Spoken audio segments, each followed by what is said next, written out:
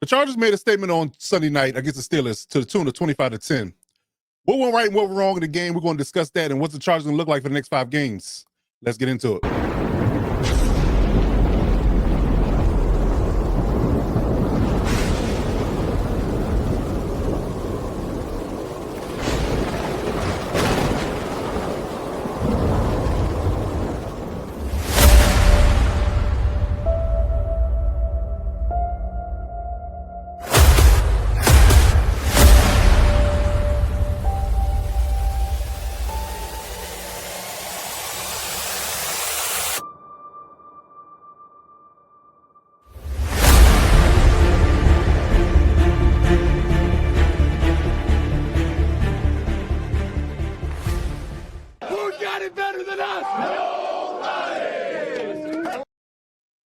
And that's the first time in weeks I can say that, hear that, and feel good about it. Absolutely. Welcome to the Chargers Steelers Sunday Night Football recap on Electrifying podcast. I'm your host, Coach Defense, alongside my guy, young RG Robert Garcia. Good sir, how you feeling? Now, I kind of know how you're feeling, but I'm going to let the people know how you're feeling. Oh man, I'm feeling pretty damn good, and I think we talked a little bit before the show. A pleasant surprise this game was. I think we both kind of understood this was maybe a little less than 50-50, potentially not in our favor. But Yeah. we'll dive deep into it. But the scheme, the offense, defense, I think this was one of the more complete victories this team has had in quite a while. So definitely good to see. Indeed. Yes, definitely a dominating victory that I did not see coming. I was hoping and, for the best, praying, preparing for the worst, hoping for the best in regards to what we're going to do against the Steelers. But it was a complete role reversal for me. The way the Chargers played in this game was more like I expect from a Tomlin-led Steelers team. What the Steelers have cut their teeth at being over the last several years, 10, 20 years, however long you want to say, this team has been, under a certain umbrella. The Chargers played that way. And I got to attribute that completely to coaching, because I don't think we've seen a gritty, tough, physical team like this Chargers team came out on Sunday night to be in quite a long time. I mean, again, I always harken back to it, but the Marty days, those defenses were gritty like that, tough like that, physical like that, imposing their will. And that's what we saw on Sunday night against the Steelers, a complete role reversal. I'm used to Steelers coming in and smacking people in the mouth, and we did the exact thing to them and did not blink. So, yeah, it was definitely a good game. So we're going to talk about the game in its entirety. We're going to recap, the team stats, the player stats, the score, how things flowed, and what we're right and what we're wrong, and get a quick outlook on what the game's going to look like for the next 5 and what our predictions could be for the upcoming games going forward. So starting off with the week in review. So what we're talking about this Steelers game. Like I said, the game was on Sunday Night Football, prime time. It was an interesting stat about that too, that the Steelers were, I think, 0-3 or 0-4 going into prime time, at least with Aaron Rodgers on the docket, and the Chargers were undefeated in prime time. So it seemed like some games, treat us well, which is, again, another I won't say first, but a eye-opening moment for Chargers fans that we've been doing really well in prime time. So hey, NFL, if you're listening, keep putting us on prime time. Absolutely, we'll show up and show out for you. That's for sure, man. So loving that, man. Loving that. But getting into the game itself, like I said, it was a 25-10 victory. I think they got the 10 late, the 3 late. No, it was 10 late. The touchdown late, yeah, that's what it was. Touchdown late for the Steelers. Kind of like a garbage time thing. But for 3.5 quarters, man, dominated performance by the Chargers defense, man. With the, I guess you can say, the criticisms that have been coming down from Jesse Minter's, defense over the last several weeks. Even comparisons to last year to this year, how they were top 5 in scoring last year. I think they were top 3 maybe in scoring defense last year. When they were the top scoring defense last year. So I wasn't 100% sure. I knew it was top 5, maybe top 3. I wasn't sure if it was 1 at the end of the season, but I do believe that they were definitely in the conversation of being one of the best scoring defenses. This year had not so much. They came into the game as being 12th. So, I mean, which is not horrible, obviously. I think that's good enough to win a Super Bowl. Most defenses in this day and age in this new NFL are typically top 15 in scoring, and they win Super Bowls. If you're if your defense is top 15 in scoring, you win Super Bowls if you got a good offense. So again, that's we'll talk about that later. But again, it's not horrible, but it's not the same as last year. Is my driving point. So, there was much malign coming into this game, and then this defense not only played physical, played well, completely played lights out and dominating defense for, again, like I said, 3.5 quarters, where they kind of took the foot off the gas a little bit in the fourth because feel like they had a game in the hand. But I just can't say enough about Denzel Perryman, how physical he played. Khalil Mack, Bud Dupree showed up. Dante Jackson seemed like they were on a revenge game type of vibe with them because that's their old team. So yeah, man, it's not much you can say about a defense that didn't play well. I mean, the Steelers don't run the ball. We talked about that in the preview. The Steelers don't run the ball well, and they didn't again this game. We didn't allow them to run the ball on us because that's been my knock on Chargers defenses in the past, that what teams can't do, somehow we let them do. That's been my issue before. Teams don't run the ball well, all of a sudden they run for 20 yards against us. Yep. That kind of thing. So glad they didn't let that happen. Again, attribute that to the culture and coaching. Yeah, absolutely. Go ahead. I was gonna say absolutely. I mean, Jesse Minter, we knew this kind of dating back to last season, that they wanted to implement a new defensive culture into this Chargers team, something that had been severely lacking, like you mentioned, since the Marty days. Well over 2 decades removed from that. And finally, we kind of knew it last year, but we had some fans that were up in arms after the 2-game losing streak this year, and then following that blowout, loss to the Colts, and people were like, "That's it, we need to fire John. It's over," or Jim, "It's over. Blow it up." And it's like, y'all, pump the brakes. Tons of injuries happened. They need to adjust. They need to reconfigure. They need to kind of reset course correct, and move forward. And they have shown us, again, dating back to last year, it's a small sample size, but they have shown us that they are more than capable of adjusting, realigning, doing things, making moves, and doing what needs to be done in order to put out the best team possible. And I know, obviously, one of our new acquisitions, Trevor Penning, didn't play in this game. Didn't look like we needed him. Obviously, that O-line, as we know, is just absolutely atrocious. But the game plan of the quick passing game, I loved, and we'll talk about him some more. Getting QJ those at the line, screen passes, just getting him the ball in space, letting him do what he does best. I mean, I just thought that the Chargers cooked up a great game plan, chipping TJ Watt constantly. I thought, this is what you wanted to see from Greg Roman. These are the type of games when you're like, all right, Greg Roman, you need to show us what you're worth, because the O-line is shot and your run game is going to be non-existent to hopefully mediocre. Right. And, Kamani Vidal has been a revelation, again, running back 4 on the depth chart coming into the season. So like, it's just really showing that the team is digging deep and coming together when they truly need to. And like you said, you just have to attribute all of that to coaching. And it's just so great to see as a Chargers fan. Absolutely. Yeah, I definitely share those sentiments. Those fans that are quote unquote trying to burn the house down when you quote unquote lose a game here and there. I mean, it's the NFL. You're going to lose games. I mean, they haven't been an undefeated team since the 70s, so it's going to happen, right? But you just have to analyze the intricacies of what happens, in a game.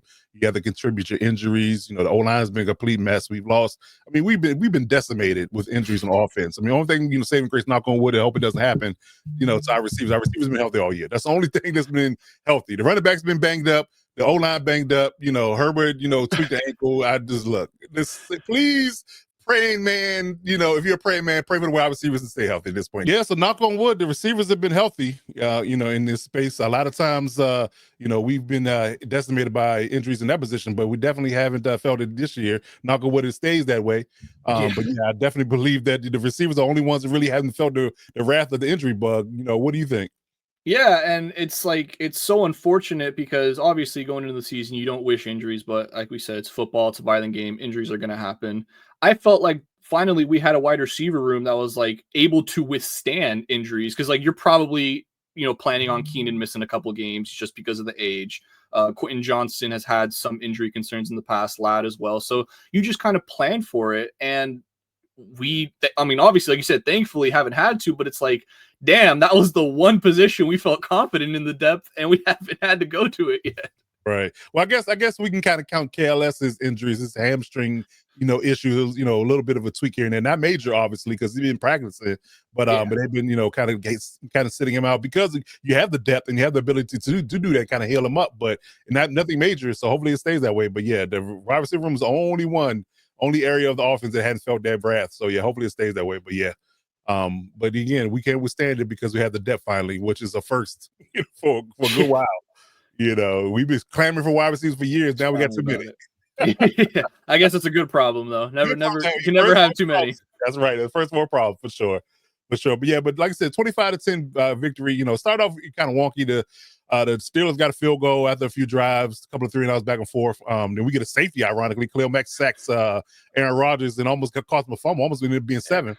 So got that safety. That was nice. And then we rattled off baseball score. I know. I was talking about that at the time game was happening, right? Yep. So he's watching the World Series rather than a football game. I saw Daniel Popper tweet after the end of the first quarter. It's like, and with that, the at bottom of the 4th inning, the Pittsburgh Steelers lead the Chargers 3-2. That's right. Yes, indeed. We didn't need a rally monkey though. So we kicked a field goal after that, and we didn't look back. Not at all. So we finally got a touchdown in the second quarter going into halftime. So we're riding high there. It's 12-3. And then get another field goal in the third quarter, then 10 in the fourth, to kind of bring it home. I think Kamadi Vidal scored that last touchdown, rushing. But actually, that was actually on a muff punt, so we actually turned the tides on that space. That was another positive. The day we had special teams woes last week, and then this week we get a break. So that was a good thing. So we got ball in a good field position. The Steelers kind of gave us one, so we took that in for a touchdown and kind of took it home from there. But yeah, overall good game. Overall game from a score perspective, Chargers led the whole way practically outside of the first quarter.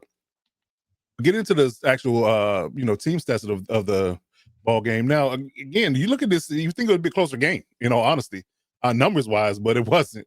Like I said, Steelers really couldn't get out of their own ways, mainly on third down. They had a really rough go at third down. We didn't have much of a better go. I mean, definitely below 500, but 6 or 17. We have 17 third downs. That's crazy. That is crazy. 6 first downs. Passing, 11 rushing. That's huge. 11 rushing first downs is massive. That's why we won the game right here. I definitely agree with that for sure. I definitely agree with that. Definitely a stat that stuck out to me as well because again, that's typically I don't think we've covered that in any facet that we've seen that number that high. For in any game that we've covered so far. We're with not 10 games in at this point. Yeah, this was week 9. 10. Yeah, week 9. Right? 10. Oh shit! 7-3. You're right. Oh my god! Yeah, you're right. Wow, I'm tripping. Wow. So no turnovers. In this game that was another glaring one. That was a massive point I made in the video on the Lockdown channel. By the way, go check out the Lockdown Defense Sports channel. A little shameless plug here. Clearly something that needed to change from the past 3 games. The Chargers just inability to win the turnover battle. And on both fronts, we were able to flip that script. On the defensive front, being able to force turnovers, and on the offensive front, avoiding turnovers. So a complete 180. Again, Ryan Ficken's special teams unit was catching a lot of flack, had a really big bounce back game in a much needed game, going against another elite special teams unit in the Steelers. The special teams coach escapes my mind at the moment, but they have a very, very sound special teams set up there. So to see, like you said, force a turnover on special teams, this was just like I said, all around team victory on all 3 phases of the game. Yep. Yes, indeed. 3 turnovers for the Steelers, none for us. Time possession was won glowingly. Plays were won glowingly, 69-50. That's nice. Another thing that stuck out to me. So, yeah, I think that a lot of points we covered in our pregame that were definitely executed in this matchup. It was ugly in certain facets. It wasn't, clean and pretty like some other victories we've had this season. But, again, very heavily leaned on the defense. Defense showed up, carried the weight. And, the Chargers did enough on offense to get the dub. So, yeah, I'm not mad at all. Not mad at all. It's not everything in NFL and every victory is not going to be pretty. No, not at all. But you'd rather win ugly than lose pretty. Hello. All day, every day. Hello. Yes. Tell them again for the people in the back. Win ugly or lose pretty. I think we know which one we want. Indeed. Yes, indeed. So, yeah, here are the team stats for the player stats for the game. So, again, Kamadi Vidal with 95 yards, 25 carries, 3.8 touch, and 1 touchdown.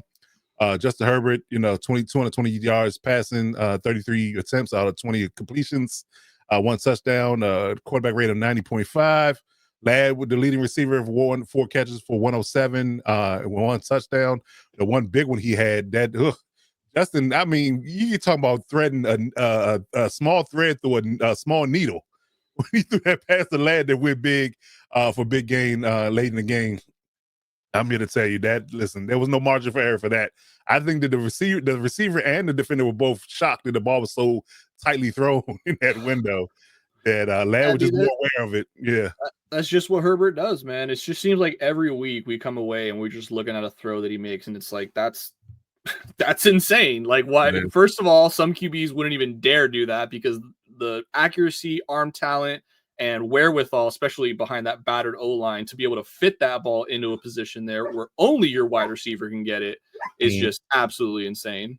Indeed. And like I said, the turn Rodgers over, who doesn't like to throw picks. We talked about it in the pregame that, he will hold the ball and don't like to throw picks. And we got 2 off him. Dante Jackson got a deflection pick, and so did R.J. Mickens.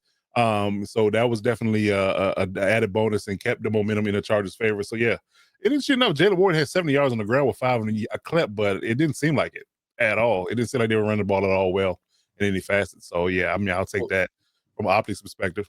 Absolutely. Yeah, I mean, like you said, just an all-around defensive dominating performance here. They did a great job bracketing DK, not allowing him to get deep on, like we said, coming into this game. This is what the offense feeds off of. Turnovers forced by the defense, short yardage, and big plays by DK. And, they're big playmakers, Darnell Washington, Pat Freiermuth. So to be able to withstand some of those, and they had their opportunities, Rodgers missed one deep to Metcalf kind of early in the game. That could have very well set a different tone for this game had they connected there. Overshoots Jonnu Smith on another one into the red zone where he's got a clean pocket and he just sails it. And, Jonnu, it was ruled a catch at the time. He was able to kind of bring it down, but upon further replay, it touched the ground. It was still loose, so it's ruled no catch. So yeah, they definitely had their opportunities, but the Chargers, like you said, just able to brace those and get through them. And, once the offense scored, I think we were up, 15-3 or something like that. Once that was the case, I was pretty confident after just seeing how that offense of theirs was performing against us. I was pretty secure in the win. And it was just a matter of letting the clock hit 0 and getting up out of there. Well, I've seen Chargers games be up 2 scores and it kind of flipped. So I wasn't as comfortable as you, but I definitely like that the ferocity by which they were playing on defense. If we didn't give up a score by the 4th quarter, touchdown wise, I was pretty confident. And then we got that score of the Ladd pass that I was like, yeah, okay, we're good. Now I felt good then. I definitely felt good then. But yeah, overall, pretty dominating wins for AFC, top tier opponent. Yeah, absolutely. Okay, so we'll get into the positives. I think we've been underscoring this all video about them being the bullies. Yep. The physical defense that they played. Like I said, I see early in the game, Denzel Perryman laid the hit on the running back twice, and within the first quarter, they just kept running in his direction, and he was just coming downhill doing what he does best. Now, I give him a lot of credit.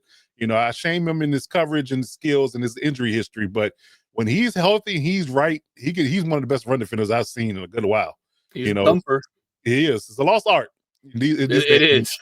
A lot of safeties are converting the linebackers because they want to be able to play 3 downs and things of that nature, be able to be better in coverage. But not having an old school thumping linebackers, it's a lost art. But to have one when you need one against a running team, yeah, there's a permanent shine real big on Sundays for sure. Just look at our linebackers coach. Who is it? Navarro Bowman, one of the most, just well-known thumpers linebackers in the NFL. Yes.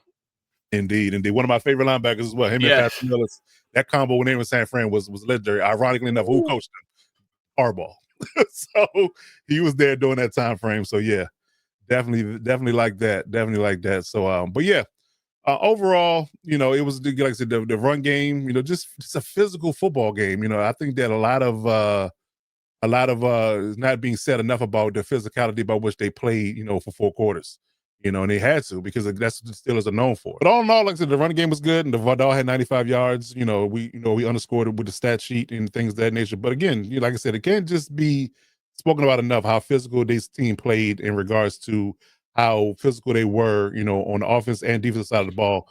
And again, I said the running game, especially in the interior, was going to be paramount, and they showed it. It showed up. I mean, it wasn't pretty early, but they got it going enough to the point where it was relevant for the offense to be able to move the football. So, like RG underscored earlier, having those all those first downs from rushing, was a revelation because again, especially with a normally talented defense like the Steelers have, it's definitely not something to sneeze at because most people aren't able to do that to them, on a regular basis. So again, a lot of physical play, a lot of physical play. But what were your thoughts overall from the physicality perspective? That we were talking about Keenan breaking the record.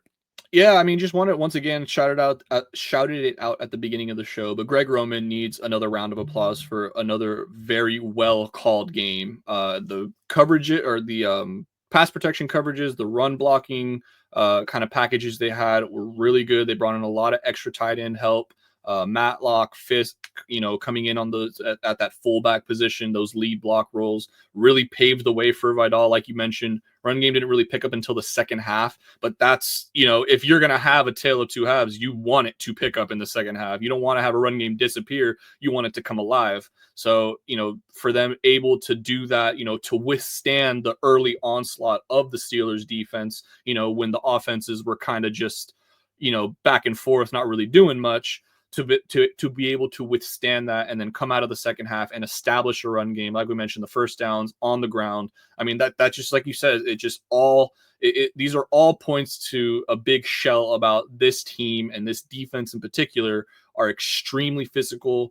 And we once again, the coaching staff, we just have to give it so much credit because they are down a ton of players. This roster is severely beaten, and the fact that you're still able to string together wins like this, albeit not against any world beaters, but you're still stringing together wins, building up confidence. That's all you can ask for these young guys. And the bright side is you're going to get healthier. Some guys are going to come back. So to get these wins now when they're not back, it can only be a good sign of things to come for when they do return. I will say this: the defense and Greg Roman and the defensive side of the ball kind of teases. So you give us a small treat. You got to keep it going. We're going to expect these type of performances from here on out. We need to see physical against the Jags, the Raiders, the Eagles, the Chiefs, all those guys play that type of physical ball, and I like that. I like our chances for sure. Absolutely. But getting to a Chargers legend.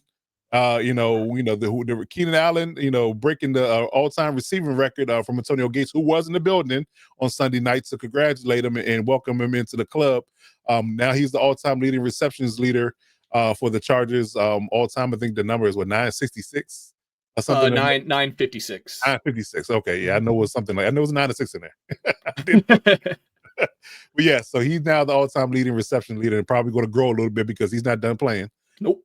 But yeah, so shout out to Keenan for breaking the record and getting that done on a designed shuffle pass that he called for. He did for sure. But give us a quick take on how you feel about Keenan Allen. I know we pounded the table about him coming back all off season, so we were just glad to see this moment for him and getting his flowers while he can get them. Yeah, absolutely, man. I mean, just there's not enough good things you can say about Keenan Allen. I mean, what he means to this organization, to this fan base. I mean, he is the last of the San Diego Chargers. So, I mean, there's just so much that he represents as a Charger. And obviously it was a devastating loss when we traded him in the, past offseason. And, to get him back and to just see that connection with Herbert pick up right where it left off, like they never left. I mean, you just love to see it. And specifically for me, he just has like a personal, I have a specifically more personal gratitude for Keenan Allen. He was one of like the first guys that I truly watched, coming out of college. I was obviously a Chargers fan, but as a youngin', you don't really understand the game until you get a little bit older and start to really understand the impact some of these guys have. And, LT, Gates, Rivers, those were my dudes growing up and watching. But Keenan Allen was truly the first player that I really took the time to like get to know about him as a person outside of the, off the field. Just, what he means as a person and to see his growth through this franchise. I mean, even Gates said it, there's nobody else that he would have wanted to have break this record besides Keenan Allen. And just another round of applause. You deserve it, man. Just what you mean to this franchise. It can't be quantified into words. Absolutely. I definitely share that sentiment. And I feel what you're saying in regards to how you kind of grew up with Keenan, because I grew up with LT. Mm. See, when you become, it's one thing to be a childhood fan, you've been a little person, you don't really understand the ramifications or the nuances of the game like you would as an adult. So I was getting into my adult years when LT was drafted. So, I grew up as an adult with LTs. And I think you grew up as an adult with Keenan. So I think that's really where those particular players resonate. But even for me, although LT is my all-time favorite player as a Charger, it is him and Junior Seau 1 and 2 for me. I believe that, I still was an advocate and a person that pounded the table for Keenan, because people were telling me, oh, he's not a great receiver. He can't stay healthy, because he had a lot of injuries early in his career. But when he's on the field and he's healthy and he, kind of, him and Derwin James kind of give me the same feeling about how they had injuries early, but they kind of did some different things in the offseason, kind of trained differently. And now they're more, to the healthy, clip, and they on the field more. And when they're on the field, man, it's noticeable. You know it, you feel it. The energy's different. So yeah, I mean, Keenan is one of my favorite players of all time. And, I think he might go down as one of the best, if not the best Charger receiver of all time. So, hats off to him, kudos to him. And I want nothing but great things for him. And I hope he retires a Charger, in all honesty. Yeah, no, I mean, he at this point he truly needs to, especially after coming back to break the record. For me and for him, I don't think he sees himself playing anywhere else but here in LA. I I agree. think it'll be a thing where like we continue to sign him to 1-year deals, we continue to take care of him, and just those 1-year deals, it's not a whole lot of money, but it's just the value he brings to that locker room, to just the presence. It's like Gates when he was like the last 4 years he was there with the Chargers.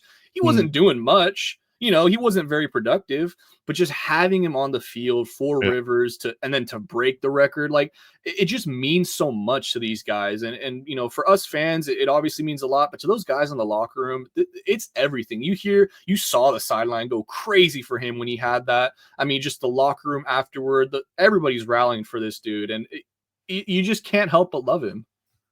I agree. Totally agree. Yeah. So, like I said, we wish nothing but the best for Keenan, and hope that record, gets to higher heights and deeper depths. And like I said, keep taking care of him, keep signing 1-year deals until he wants to hang his cleats up, and I'm good with it. Yep. Absolutely. But to round out the positive, like I said, I talked about this a lot in the preseason about RJ Mickens, and he's got 2 weeks in a row with picks. He's right place, right time. He's taking, filling that void with Tony Jefferson not being out there, and he's definitely a player. He's definitely a player. And I did not realize that he's a second generation star early on. His dad played in the league. Really? Yeah. And ironically enough, he played against Brett Favre and Aaron Rodgers early in their careers. Wow. Early in Aaron Rodgers' career, not late in Favre's career, but early in Rodgers' career. And so he was very happy to pick off Aaron Rodgers because the dad played against him. So it's kind of like a sharing moment for them. Oh, that's awesome. Somebody needs to make a cross edit of his dad picking off Favre and then him picking off Rodgers. That'd be nice. That'd be nice. So yeah, that was a good one. That was definitely a good one. And to round it out, man, Mekhi Becton finished the game. Probably the best thing on this one. He finally finished the game, ladies and gentlemen. He didn't come out. He played all the snaps on the O-line. So kudos to Mekhi Becton. We need more of that. Hopefully he's fully healthy now and he can stay on the field. But again, I said before, I say it again, I think he needs to work on that weight a little bit to keep himself healthy. I think he's just carrying around too much weight, man. But hopefully he can stay on the field going forward and won't have that void at right guard for sure. Yeah. And we'll see what Penning comes into and see where he slots into this O-line. That too. I mean, I don't want to wish another injury on anybody, but I mean, if they just want to throw him in there for some reps and see what he can do, I'm not mad at that, especially in the run game. I mean, they want to use him as extra lineman or something like that, just see what he can do on the edge and kind of give us that blocking that we need to spring runs. I'm okay with it. I'm okay with it all together. But anything could be better than Deculus at the left tackle. I know. God damn, man. It's sad. I had so how hopes for him when he came out of college, and he just not lived up to it at all. Nope. At all. Because I thought the change of scenery would do something for him. Hadn't done anything at all. He was really good at LSU, but again, he just hadn't played out in the pros. I don't know why. Yep. Don't know why. But yeah. We'll get into the negatives real quick. I don't have a whole lot here. From our perspective, I mean, again, the pass protection is still bad across the board. Hubbard got sacked 5 times, hit a bunch. We had a scare. His knee, his leg got some people call it a hip drop tackle and things of that nature, but his leg got caught underneath a tackle for a sack early in the game, so he was kind of limping a little bit. But they taped him up and he was fine. I was concerned until he scrambled that his ankle was kind of bad, but he scrambled and he ran a couple of times. So let me know that he was pretty good with it. Get some treatment this week. Had a full week of recovery, so he should be okay. But Ronnie Gaskins bumped knees early in the game, so we was fearing the worst than that. But it seemed like there's only a bone bruise in that space. So although he went out for the game, it doesn't look like we're going to lose him long term. Probably be out this week against Jacksonville. We had a bye week after that. Probably see him come back against the Raiders week 13. I'm not mad at that. If we're going to sit him out for any game, that might be the game to do it. Yeah, I agree. Actually, Tyler Conklin had a catch despite, him, we've been browbeating him. So maybe he can be serviceable for one game. So we'll see how that goes. Might be very similar game plan in terms of just trying to pound this rock as much as we can and then let the passing game be a complement to it. I like that for sure. Yeah, and like I said, the offense wasn't efficient. It was a very ugly game. It was very clunky, especially early in that space. But we did enough. We took advantage of certain aspects of it. The special teams muff, a quick big play pass to Ladd that got us a score. And like I said, Kamani brought it home for us. So yeah, I mean, it wasn't efficient. It was kind of clunky. But again, those type of games with those type of defenses, the way they was playing or should be playing, you kind of expect it. So I mean, yeah, it was a negative, but again, you kind of expect it with a knockdown drag out game like this was labeled to be. And if anybody's wondering why Jalen Ramsey's playing free safety, that's why. Because Ladd McConkey is scoring on that if anybody else is back there at free safety. 100%. Great point. Great point. Because I was like, he's gone. I'm like, oh, that's Jalen. So maybe. And then Jalen, I was like, oh, okay. When Ladd come back, I was like, yeah, he knew he's caught. There was like a split second where Ladd had a step on him. I'm like, oh, he might. And then in that same split second, Ramsey caught up to him. Like, nope, never mind. Right. So we know Ramsey can still run. He was a 4-3 guy when he came out of college. And Ladd is a 4-3 guy too. So that tells you that Ramsey can still run for sure. But yeah, out in the penalties were 8-4. Man, I'm gonna say this really quickly. Now I do feel like and this is another thing. I guess it's a positive for the Chargers as well. I kind of feel like the refs were a little bit on against the Chargers in this game. They missed quite a few calls for us, and they called some things on us that were kind of ticky-tack, not to, nitpick, but, because we did get a victory. But it seemed very Steeler-friendly whistles out there, and they played through it. So I definitely that's another kudo, although we had 8 penalties to their 4. I do believe that they didn't let that hinder them or hurt them, so that's a good sign.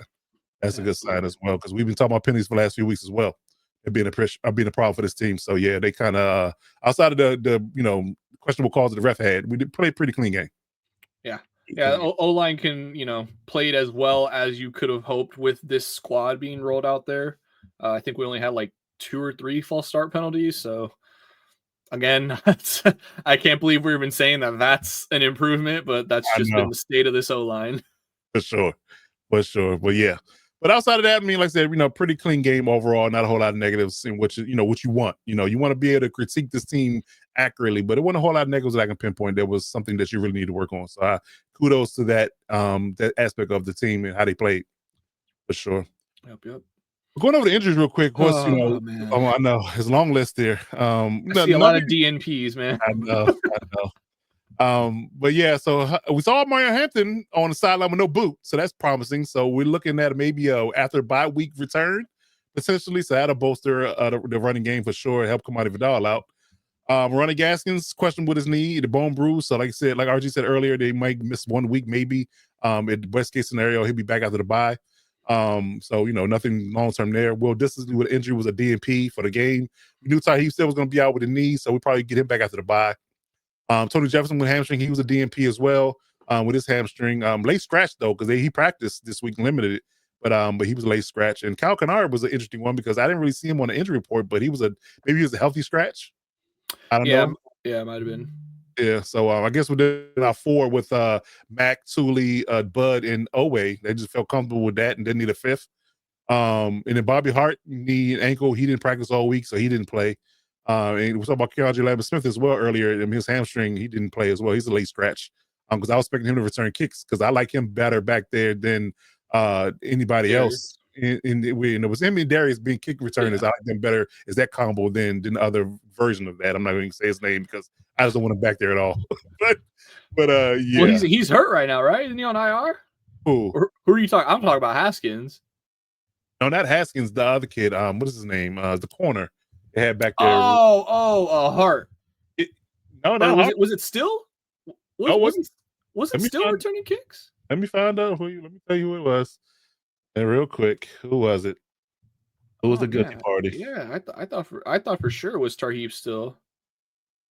Uh, I thought they put him back there like once or twice to return kicks when well, Tarheeb didn't play, so yeah, that's why I was like, wait, who are we talking about? it was a corner. I just don't remember who it was. Jasir Taylor?